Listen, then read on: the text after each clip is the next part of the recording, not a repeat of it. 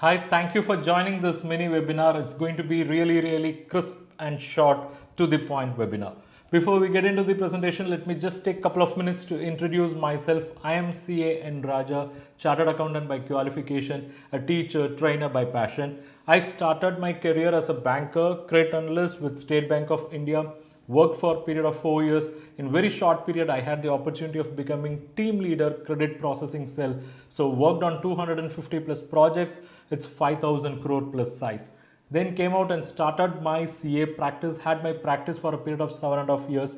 Alongside had this teaching training. Thanks to technology, today through online, I teach 2 lakh plus students all over the world, basically on banking, credit and financial analysis, and majority of them are working banking executives. I'm really glad that my courses are helping them, and I'm sure this course will be relevant and useful for you as well. Let's get into the webinar.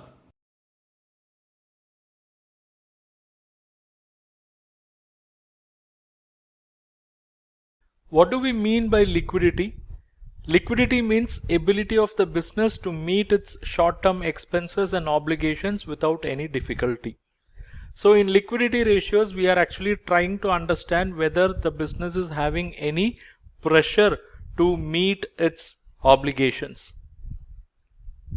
For that, let me take you through the memorandum of a balance sheet. See, in business, funds can come from various sources.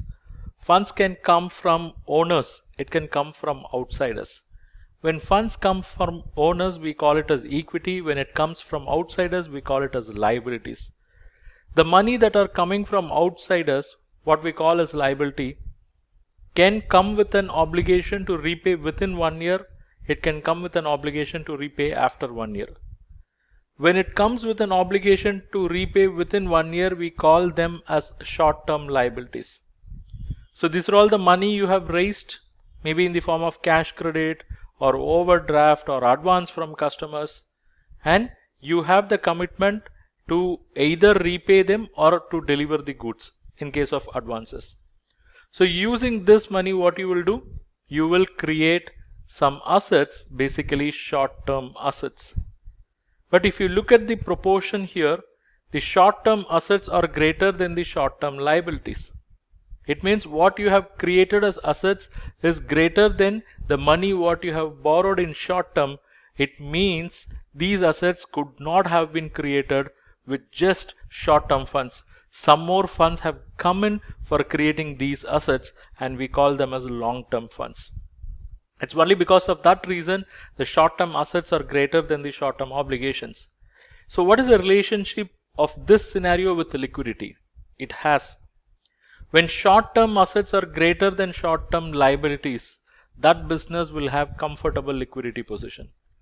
It means short-term liabilities are repayable within 1 year, and for repaying you need resources, and those resources are actually in the form of short-term assets. So if you want to repay 10 million, and if you are having a short-term assets of 15 million, it means you are having resources of 15 million using which you can pay 10 million. We can say the liquidity position is comfortable. Okay. To understand this even more in depth, let's understand something very important now, that is fund utilization principle. Whoever attending this workshop, please take this principle to your heart, to your mind, and try to teach this to as many entrepreneurs as possible. Educate the entrepreneurs, whether you be a banking executive, a credit officer, or a relationship manager, or a chartered accountant, or cost accountant, or finance manager. Okay, this is very important, because 95% of the business units have failed only because of not understanding this principle. Only 5% of the business units are failing or becoming NPA or becoming sick company because of technology, because of marketing, sales, quality, HR, legal issues. Remaining 95% of the businesses, they fail because of one single reason, that is they have not understood how to utilize their funds. Let me take you through. I said funds can come from owners and outsiders. And when funds come from outsiders with a commitment to repay within 1 year, we call them as short-term liabilities. And using those short-term liabilities, short-term assets can be created. But short-term assets is greater than short-term liabilities. It means automatically it gives rise to the understanding that a portion of short-term assets is funded by long-term funds. And what we can infer, the remaining long-term funds are being utilized for creating long-term asset. So in this way, we can break any balance sheet into these 4 compartments. But what's even more important is how these funds are going to be utilized. Short-term liabilities can be used for creating short-term assets. Good. Long-term funds, that is basically the composition of long-term liabilities and equity, can be used for creating long-term assets. Good. Long-term funds can also be used for creating short-term assets. That's ideal because that's going to give the much needed liquidity comfort for the business. Whereas there is one thing which should never ever happen in any business. Never ever divert short-term funds for long-term purpose. Never ever divert short-term funds for long-term purpose. Because whoever have given money for short-term period, they are going to ask that money, they are going to ask you to repay that money in that short-term period. And if you are not going to meet that commitment, repay that in short-term period, then that becomes the beginning of end of your business. Because they will go for all the legal recourses available. Just imagine the short-term money was given by a banker in the form of a cash credit or overdraft. And it has become due for payment. He is demanding the payment, and when you look back, you don't have short-term resources because you have used that money in creating some land or building or plant and machinery. So it's sitting in the form of a long-term asset. So how long they will wait?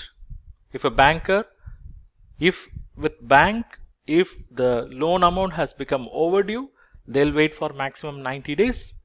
Then they'll declare the account as non-performing asset and they go for recovery measures, right? So that's why I say that becomes the beginning of end of a business.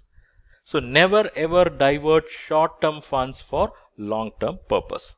With this understanding, let's move on to the first ratio, that is current ratio. I'll take you through 3 scenarios, but before that, let's look at the formula part. So how do we calculate current ratio? Current ratio is calculated as current asset divided by current liability. Current asset in the numerator, current liability in the denominator. What are current assets? These are all the assets which can be converted into cash within a period of 1 year. What are current liabilities? These are all the liabilities which have to be settled within a period of 1 year. Obligations got to be settled. And this is how scenarios should be for every business. That is, current assets should be greater than current liabilities. Let me take you through those 3 scenarios. Look at this. Scenario 1. Here you see current asset as 600. Let's say 600 million. Current liabilities as 300 million.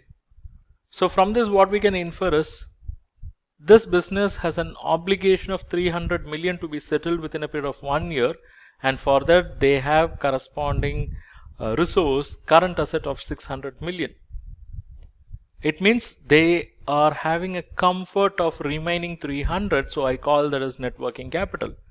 So how I derive this net working capital? It is very simple. Current asset minus current liability gave me net working capital, and these net working capital are nothing but the long-term funds. So what we can infer is this long-term fund of 300 and short-term fund of 300 is used for creating short-term asset of 600. So that's one way of looking at it. The other way is within 1 year this business has to settle 300. For that they have resources of 600. It means they still have comfortable margin of 300. And now if I calculate current ratio, which is current asset by current liability, 600 by 300, I get the ratio as 2:1. It means for every 1 rupee obligation, there are resources of 2 rupees. I repeat, for every 1 rupee obligation, there are resources of 2 rupees, and that's why I say liquidity is comfortable here. Whereas in scenario 2, Current assets are 300 and current liability is also 300, and if I calculate net working capital, which is current asset minus current liability, it's nothing. It means this entire current assets was created by current liability only. So there is no long-term fund contribution for creating this current asset. And if I calculate current ratio 300 by 300, I get it as 1:1. 1:1. It means for every 1 rupee of obligation, I have resources of 1 rupee. For every 1 rupee of obligation, I have resources of 1 rupee, but not all times this 1 rupee resource will come for rescue. There will be some issues that you will understand when we go through quick ratio. Look at the scenario 3. My current assets are 200, current liabilities are 300. So what does that mean? I have borrowed 300 with a promise I will repay within 1 year, but what I have created with borrowed money is only 200. So what happened to that remaining 100 which I have borrowed? I borrowed 300 short-term money. I am supposed to use that for short-term purpose, but instead I have used that remaining 100 elsewhere, where obviously for long-term purpose, because current asset is the short-term purpose. In current asset I could see only 200. So what happened to the remaining 100 that had gone for supporting the long-term purpose? And that is the last thing which I said in fund utilization principle. Never ever divert short-term funds for long-term purpose, but that's what they have done here now. And if I calculate net working capital, which is current asset minus current liability, I'll get 200 minus 300. What I'm getting is negative 100, and this is what the fund they have diverted from short-term purpose to long-term purpose. So whenever there is a diversion of short-term funds for long-term purpose, you will see a net working capital being negative, and you will also be in a position to notice that by looking at the current ratio. Because calculate current ratio now, current asset divided by current liability, 200 divided by 300, you get current ratio as 0.67:1. It means for every 1 rupee obligation, I am having only 67 paise. It means there is a clear-cut shortage of 33 paise per rupee of obligation. So we can say in scenario 3, this business is in serious trouble, because within a year they have to settle 300 million, they have resources of only 200 million, and it is also very much evident by looking at current ratio, because for every rupee obligation they have only resources of 67 paise. So these kind of inferences are possible when you look at current ratio. Okay, for calculation it is very simple, but what it communicates is something very important, something really significant in decision making. Also it is very relevant. Okay, right. Next,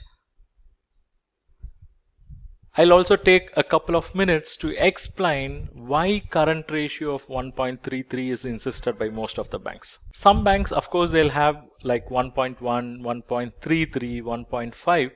Okay, let whatever be the logic what I place here, you can extrapolate for 1.1, 1.5, 2 also. Okay, listen.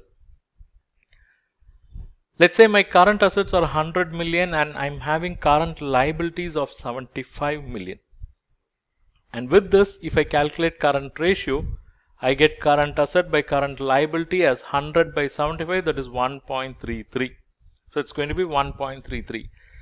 So when the current ratio is 1.33, automatically what we can infer is 75% of the current assets are funded by current liabilities, and what we can derive is the remaining 25% of the current assets are funded by long-term funds. Because current asset minus current liability we call as net working capital, right? And net working capital is nothing but the long-term funds which had come for creating this current asset. It means there is a 25% long-term fund contribution for creating this current asset, and this is what most of the banks stipulate as a sanction condition, basic sanction condition for releasing working capital credit facilities. For example, if you go and check back the sanction letter issued by your banks for cash credit facilities, generally the margin condition on inventory will be 25%.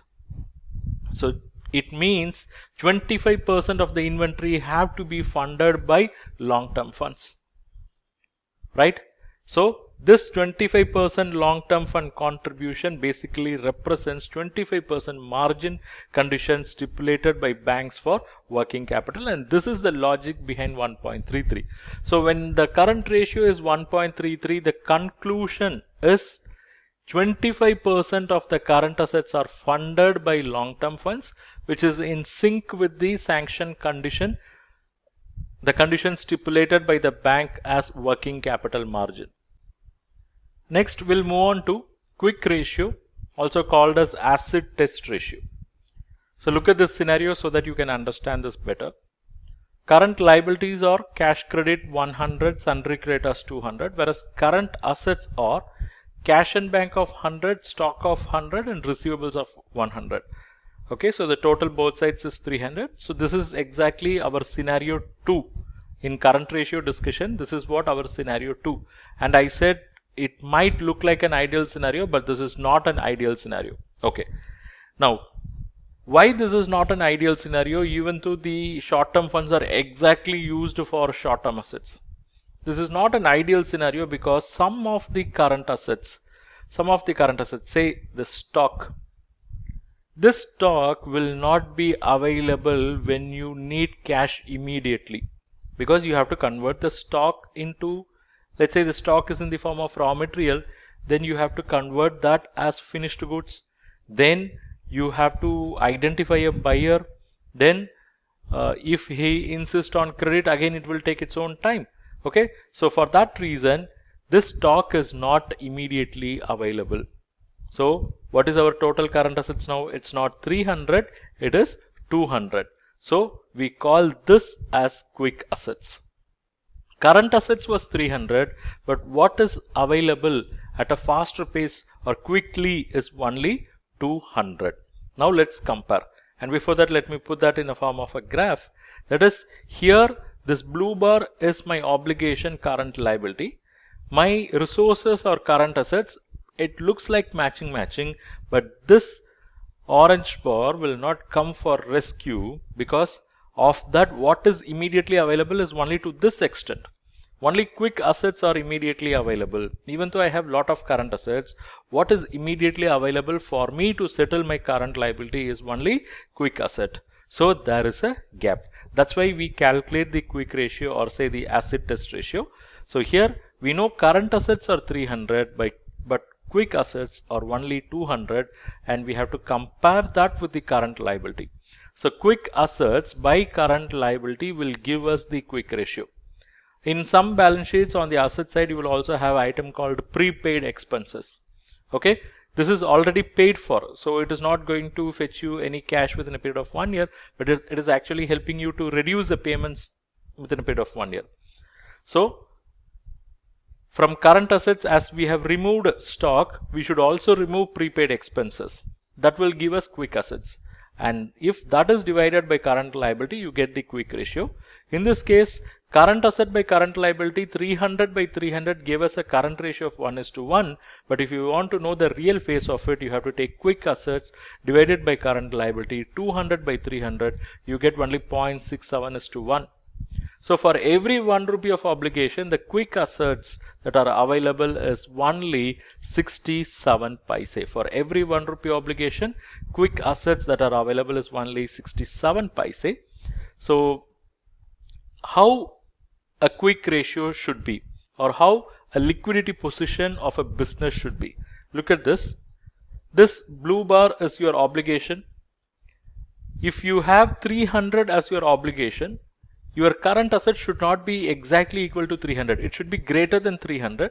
Okay, roughly let me say it should be like 350. Actually, it should be greater than 350, because there is a kind of benchmark ratio for current ratio, right? The benchmark ratio is, I mean, theoretically it is 2:1, and what is widely accepted is 1.33. Okay, and here I have used the number 350, but you just focus on one understanding, that is current asset should be greater than current liability. But our focus is on preferable liquidity position. Current assets should be greater than current liability, but quick assets should be at least equal to current liability. Okay, that's the message we should take now. Current assets should be greater than current liability in such a way that current ratio is 1.33 or 1.5 or 2:1, but quick asset should be at least equal to current liability. It means quick ratio should be at least 1:1. Only then that business will have real liquidity comfort. What is the point in having a current ratio of 2:1 when all the current assets are in the form of stock? It will not fetch, it will not give any money when you are in urgency. Okay, that's why we say quick ratio should be at least 1:1. Thank you so much. We have come to the end of this webinar, and I'm sure you would have really derived value from this short and crisp webinar. If you wish to continue this learning journey, I have an amazing opportunity for you. It is this Credit and Financial Analysis Mastery course, exclusively designed for bankers and for those who want to have bankers' point of view. This is a course which we have developed after a detailed analysis, a thorough discussion with several hundreds of bankers and finance professionals. We have identified what is their exact requirement when it comes to SME and corporate credit and financial analysis. In this mastery bundle, I'm going to give you access to various courses. To start with, we have course number 1, Basics of Credit Analysis. In this course, we have explained the basics of credit analysis through various sections, section 1 to 9. Next comes course number 2, that is how to read balance sheet. In this course, we have explained what is balance sheet, how to read them, how to approach them by using real life financial statements. Then comes course number 3, how to do financial ratio analysis like a banker. In this course, we have explained all critical ratios that are analyzed by the bankers, and we have also explained through case studies. Then we have course number 4, how to do cash flow analysis. So through this course you will understand what is cash flow analysis, how to do a typical cash flow analysis. We have used case studies, and reference to Ind AS is also included in this course. Then we have course number 5, that is how to do fund flow analysis. This is a critical financial analysis tool, and in this course you will learn what is fund flow statement, how to analyze them from banker's angle, how to prepare fund flow statement from academic angle as well. So overall 5 courses, each 1,499. So aggregate price should be 7,495, but you are not going to pay that. For you, it's just rupees 2,499 for 1 year access, or rupees 4,999 for lifetime access. And it is not yet over. You have some more bonus. Bonus is course number 6, how to carry out credit risk rating for non-trading entities. These are all the topics covered in this course. Then course number 7, it is how to carry out credit risk rating for trading entities. Not yet over. You also have access to course number 8, that is how to prepare CMA report for bank loans. It's a comprehensive course which will run for 8 + 5 hours, and you will learn entire CMA report preparation process. And course number 9, how to prepare cash budget for bank loans. Course number 10, how to assess fund-based working capital. So in this course you will understand what is working capital, what are working capital credit facilities, and how to assess them, what are the key ratios that are related to working capital, and what are the additional key analysis that will be done by bankers on working capital matters. You will get a comprehensive understanding of cash credit, export finance, and there are certain on-demand videos as well. So 5 + 5, 10 courses of value close to 15,000 rupees, but you are going to get it for 1 year access rupees 2,499, lifetime access rupees 4,999. Not yet over. You are going to get access to the 11th course, how to assess non-fund based credit facility. So in this course you will learn about letter of credit, bank guarantee, its assessment as well. Then comes course number 12, how to do term loan appraisal and assessment, because it's a complex process with a lot many technicalities. So this course covers all in detail. And course number 13, basic elements of loan proposal. So how a typical loan proposal will be, what are the basic elements that are covered in this course. And we have course number 14, case study on credit analysis. Various case studies based on practical experience and discussion with various bankers and finance professionals are included in this course. And course number 15, this is about about collateral securities, where you get knowledge about collateral securities. So overall, it's 15 courses of value close to 22,485. It's 1,000 plus lectures. You can subscribe for 1 year access or lifetime access as you wish. These are all pre-recorded courses, so you can access them anytime as per your convenience. You can access them in mobile app or desktop, and for you the price is not 22,485, it is rather 2,499 for 1 year access or 4,999 for lifetime access. You can check the link in description, where without using any discount coupon code you can enroll at this discounted price, because it's a discount applied link. And not yet over, you're also eligible for some more bonus. The bonus is access to various ebooks and e-resources. You are going to get access to various financial ratios ebooks, financial management related ebooks. You will get access to financial analysis related ebooks, credit analysis ebooks. Not yet over, you will also get access to other resources like test series, templates, audiobooks, video books, career guidance material, and a bonus resource. Check the link in description and enroll now.